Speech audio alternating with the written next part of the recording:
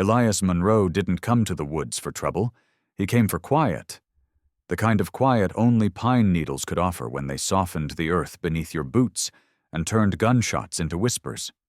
But that morning, just past the bend where the stream cut sharp into the gorge, he saw something no man wanted to find alone: a saddle.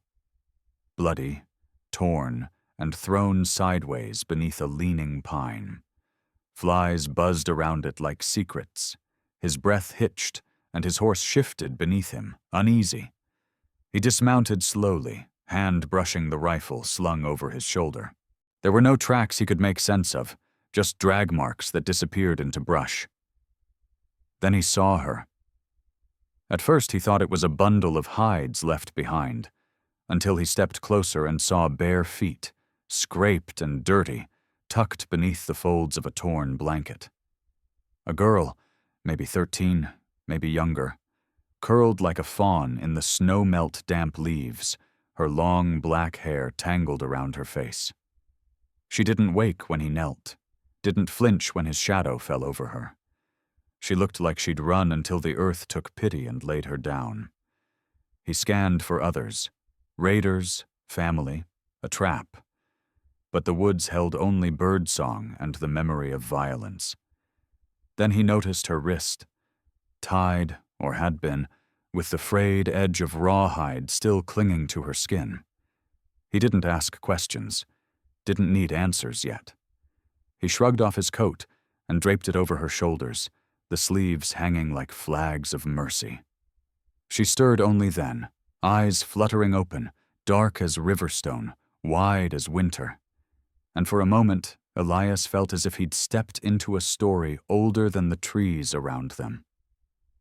"It's all right," he said softly, as if speaking too loud might break her. "Ain't no one gonna hurt you here." She didn't respond, just blinked slowly, like she was still trying to decide if he was real. Then her hand moved, barely, but enough to reach for the saddle. Not to touch it, just to make sure it was still there. That was when he knew. Whatever nightmare she'd come from, that saddle wasn't just part of it. It was her anchor, her witness, maybe even her proof. Elias looked down at the blood-stained leather, then back at the girl wrapped in his coat. "All right then," he whispered, more to himself. "Looks like we've both found something we didn't expect." And with the sun climbing over the ridge, he lifted her gently into his arms. The woods stayed silent, but Elias felt the story beginning, whether he was ready for it or not. Elias rode hard through the trees with the girl cradled in front of him, her thin frame barely stirring beneath his coat. And as the afternoon light filtered through the pine canopy, he kept glancing down to make sure she was still breathing. Her head rested against his chest, and though she hadn't spoken, the grip she had on the bloody saddle slung over the saddle horn never loosened. He didn't know what had happened to her. Not yet.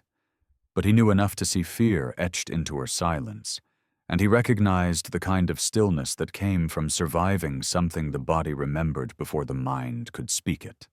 By the time they reached his cabin, a rough-cut place nestled beside the river, where no one came unless they were lost, his horse was lathered, and Elias's heart was pounding harder than it should have been. He carried the girl inside and laid her gently on the cot, the fire already crackling as if it too had sensed the urgency.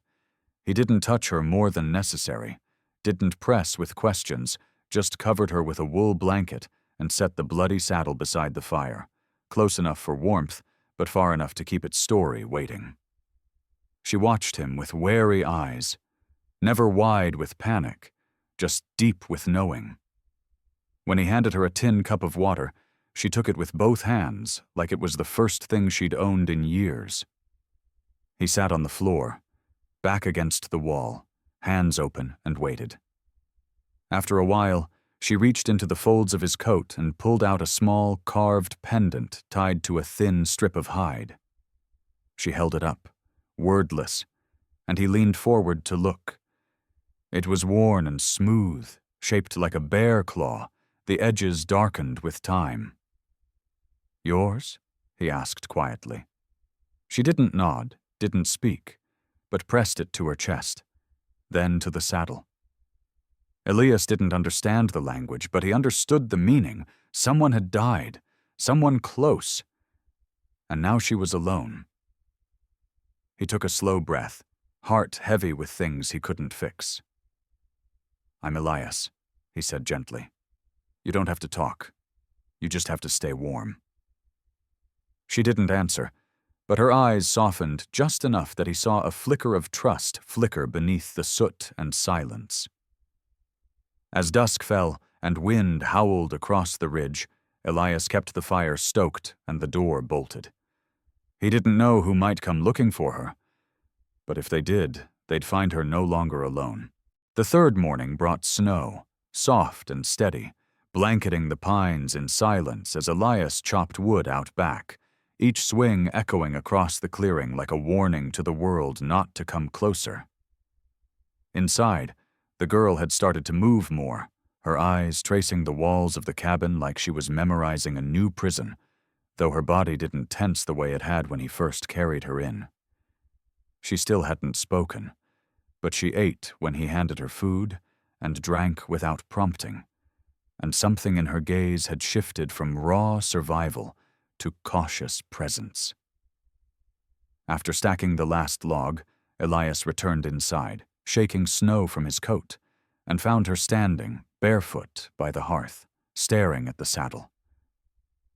The firelight danced across the leather, drying blood still crusted along the edges, and when she reached out to touch it, her fingers hovered just short of contact, as if afraid it might vanish. He stepped slowly toward her, not wanting to break whatever fragile trust was forming between them. You want it cleaned? He asked, nodding toward the saddle. She glanced at him, then down again, and after a long moment gave the faintest of nods. He crouched beside the hearth, setting a pot of water to warm, and when he looked back, she was rolling up her sleeve. That's when he saw it. Dark bruises on her wrist, yes, but higher up, etched into her skin just beneath the shoulder blade, was something else. A mark. It wasn't a burn or a scar of accident. It had been cut into her. Symbols he didn't recognize, circular and sharp-edged, like someone wanted the pain to be remembered. She caught him looking and froze, eyes wide, breathing shallow. I'm not here to judge, Elias said quickly, keeping his voice low. Just to keep you safe. Her shoulders lowered a fraction, and she turned away, pulling the sleeve back down. He didn't ask more.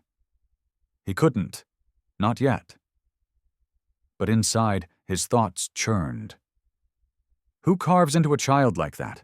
What kind of man or monster marks a girl like livestock? He dipped a rag into the warm water and began scrubbing the saddle in silence, the blood lifting slowly as if the story it carried resisted release. She watched him the whole time, arms folded, feet bare against the wooden floor, and though she never moved to help, she didn't leave his side.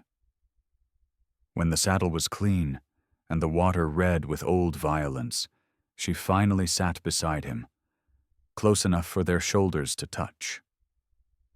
It wasn't speech, but it was something. Maybe even the beginning of one. The next sign of danger didn't come from the girl.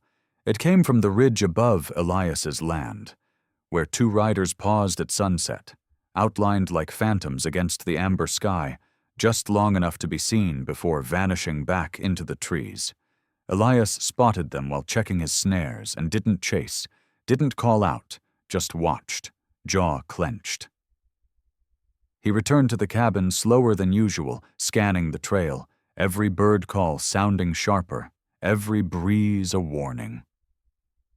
Inside, the girl sat near the hearth with Tahu Wanji, his half-wild dog, curled at her side like she'd known him for years. Elias had never seen the mutt take to anyone that fast. She looked up as he entered, reading his face before he even spoke. "Riders," he said. "2 of 'em. Watching." Her lips parted slightly, and her fingers tightened around the edge of the blanket she'd wrapped around herself. He crouched down in front of her. "You recognize that saddle as something they'd come after?" Slowly, she nodded. Then, for the first time since he'd found her, she whispered, "Red Hill."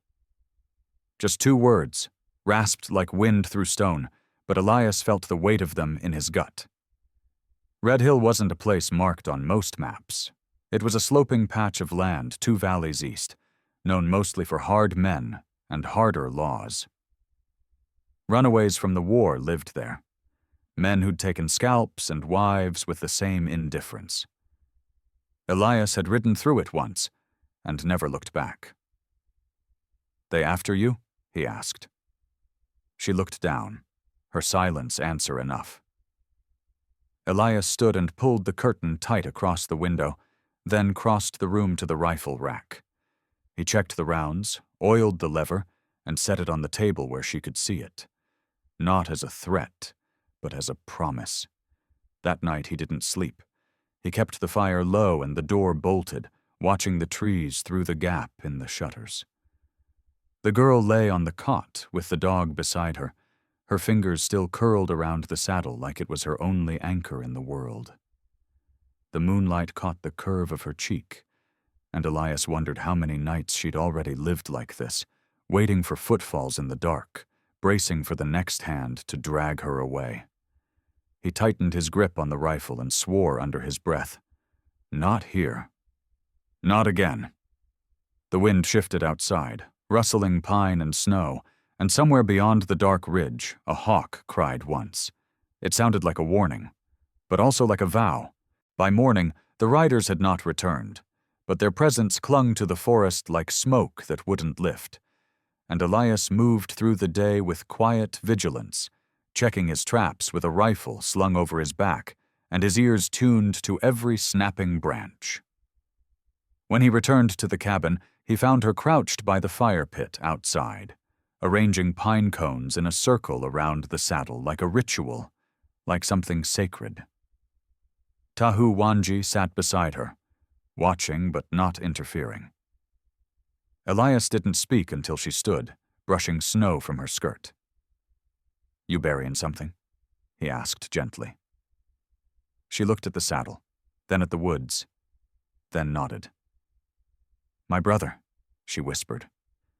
It hit him like a thrown stone.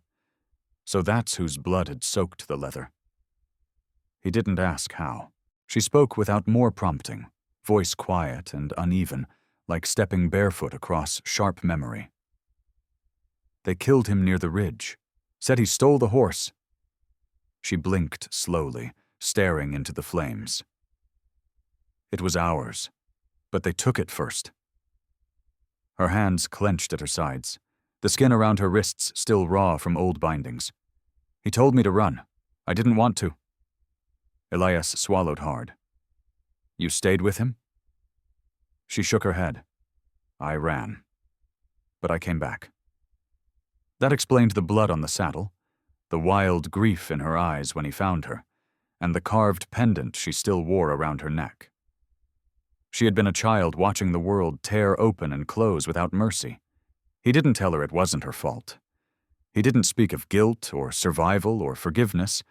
He just knelt beside her and started gathering stones to ring the fire tighter, offering his hands instead of words. She watched him work, something flickering in her eyes. Confusion, maybe, or gratitude too large to name. When they finished, he stepped back and let her light the fire.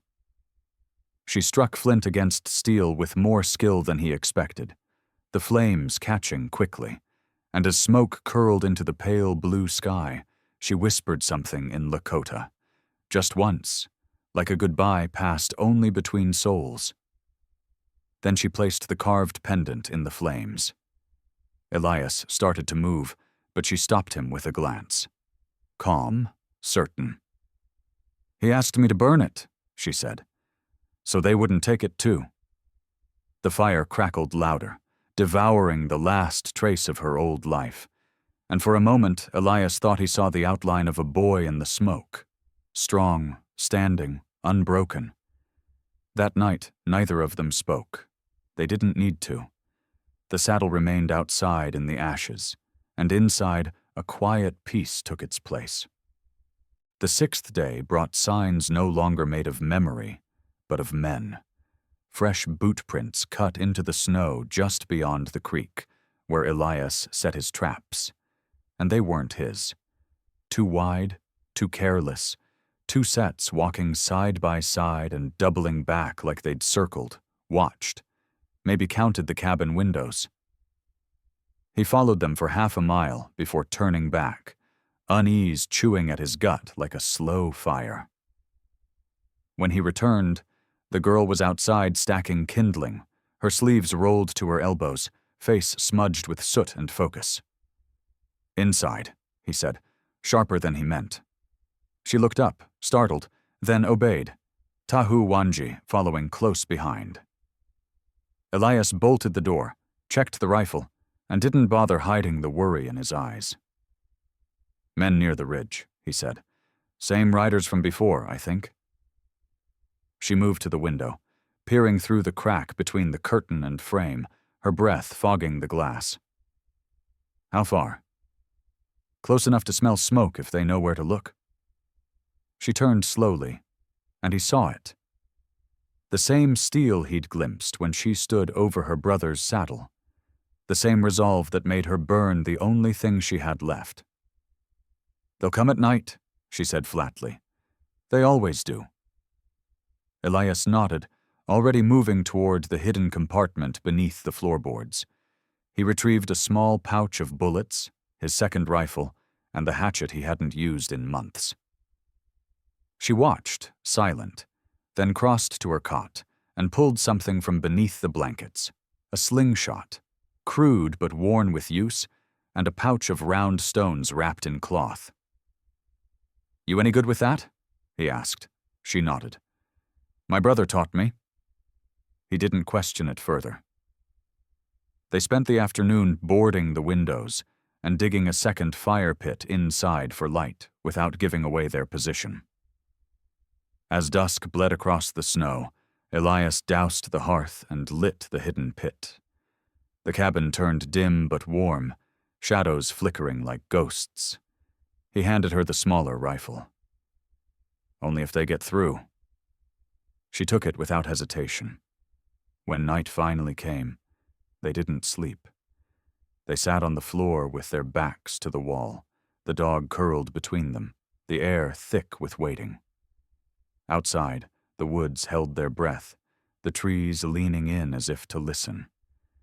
And just after midnight, the faintest crunch of boots in snow reached Elias's ears, slow and deliberate. The girl tensed, her grip tightening around the rifle. Elias didn't speak, didn't blink. He just waited, jaw tight, breath shallow, and heart locked on what came next. The first shot came not as a scream, but a spark, a sharp crack that shattered the stillness just beyond the tree line, sending birds shrieking into the cold night air, and Elias lunging for the window slit with the rifle already braced. He saw one man clearly in the moonlight, tall, wearing a battered hat and scarf tied over his mouth, creeping low toward the cabin's south wall. Behind him, a second figure moved with more confidence, rifle slung across his back, something about the way he carried himself too relaxed, too certain, like they'd done this before. Elias fired once, the shot ringing through the timber, and the first man dropped to the snow with a grunt, not dead, but no longer crawling. The second man ducked behind a fallen pine, cursing loud enough for the words to reach the cabin. Inside, the girl didn't flinch. She had the smaller rifle against her shoulder, her body tucked low beside the back window. Tahu Wanji stood by the door, teeth bared in a silent growl, the thick fur along his spine raised like a warning. Elias whispered, "They'll try to flank us." She nodded, eyes like polished stone. Another shot cracked from outside, punching into the wooden shutter near her head, splintering pine just inches from her cheek. She didn't scream, just shifted lower, steadier. Elias moved to the side door, counting the seconds in his head, then flung it open and fired twice toward the tree line. A cry echoed, then silence. He closed the door fast, heart hammering like a war drum. Minutes passed, then more. The snow carried no more footsteps, just wind, just quiet. And then, movement. Not outside. Behind him. The girl had stood, rifle still raised, pointing toward the man now crawling toward the porch, one leg dragging uselessly. He'd made it farther than expected, leaving a dark trail behind him. "Don't," Elias said gently, hand on her shoulder. "He's done." She didn't lower the gun. Not yet. Her breath came shallow, lips trembling not from fear but from fury, years of it, sharpened into this moment. Finally her arms fell to her side. The man groaned once, then lay still. Elias stepped out, checked his pulse, and dragged him back down the hill, out of sight. He wouldn't die, but he'd carry that wound as warning. Inside, Elias bolted the door again, sat beside her, and stared into the firelight. She didn't speak. Neither did he. But between them, something shifted. Not just survival anymore. Something more. Something beginning. The snow fell heavier the next morning, softening the bloodstains near the porch, and burying the tracks like the land itself wanted to forget. But inside the cabin, memory lived sharper than ever, folded into the quiet that settled between them like smoke. Elias moved slower now, his shoulder aching from the recoil. But he didn't complain. Not with the girl still watching the windows like she expected the woods to spit out another enemy any second. She hadn't spoken since the night of the attack, but when he placed a mug of boiled coffee in front of her, she looked up. Not just with her eyes, but with something else too. Resolve, maybe. Or release. "My name is Winona," she said, voice steady despite the rasp. Elias paused, letting the sound settle into the walls like it belonged there. "Good to meet you, Winona," he replied, and something in her mouth twitched, almost a smile, but not quite. She glanced at the saddle, still resting by the fire, then at the rifle leaning by the door. "They'll send more," she said, "if they think he didn't finish it." Elias nodded. "They'll think twice after last night." Winona looked away. "You don't know them." He didn't argue. Instead, he sat down across from her and asked, "What was your brother's name?" Her fingers curled around the tin cup. "Toka." The word came out wrapped in reverence. "He was 16. Thought he could trade for food with a white man near Red Hill. Didn't know it was a trap." Elias felt the heat rise behind his sternum. "They tried to sell him," she continued. "Said I was part of the bargain, too. When he fought back, they dragged him into the trees." Her voice cracked then, and she stopped, not out of weakness, but from the effort it took to keep from breaking. Elias didn't speak for a long time. He simply stoked the fire, let the warmth fill the cracks her story had left behind. Then he stood and pulled down the map he kept rolled above the mantel. "Show me where," he said. She rose and pointed without hesitation, her finger tapping a spot near the ridgeline south of Red Hill. Elias marked it. "If they come again, we're ready. If they don't, we'll go to them." Winona looked at him, then really looked. "You don't owe me this." He met her gaze. "Number but they owe you." Outside, the snow kept falling, but for the first time it felt less like a threat and more like a shroud pulling closed behind them, sealing something lost, opening the path ahead. They left at dawn 2 days later, after the tracks around the cabin had vanished beneath new snow and the forest had returned to stillness. Not because the danger had passed, but because Elias knew waiting would only invite it back stronger. Winona rode behind him again, her hands clutching the saddle horn, not from fear now but focus, her eyes sharp as the wind that sliced through the trees. The dog ran ahead, nose low, tail steady, guiding them toward a trail only it could see. By noon, they reached the first sign of Red Hill. Broken fences and empty whiskey bottles scattered near a half-frozen creek. Elias kept his rifle across his lap, every muscle taut beneath his coat. Winona said nothing, but he could feel the tension radiating off her like heat. They stopped just short of the ridge and made camp beneath a rock shelf, far enough to stay hidden but close enough to watch. That night, she pointed to a flicker of light across the slope. Firelight. "They burn at night to make others think they're not hiding," she whispered. Elias nodded. "Cowards pretending to be kings." In the morning they moved closer, circling until the old trading post came into view. A leaning shack with rusted hinges and a sagging porch, but men inside laughing too loud for men without guilt. Elias studied them through his scope. 4 visible, 1 limping, the same man who'd crawled from his porch days ago. His leg was bandaged, his pride worse. "That's him," Winona said quietly. "The one who held me down." Elias's jaw tightened. He handed her the smaller rifle. "Stay here. Cover the exit." She didn't argue, didn't flinch, just crawled into position beside the stump and steadied her aim. Elias moved like a shadow down the slope, boots soft in the frost, until he reached the back of the shack. He didn't knock, didn't shout, just kicked the door open and fired once into the air. The men scrambled like rats, grabbing weapons too late, and Elias leveled the barrel. "Name the one who took the boy," he said. The limping man pointed, voice cracking. "Curtis."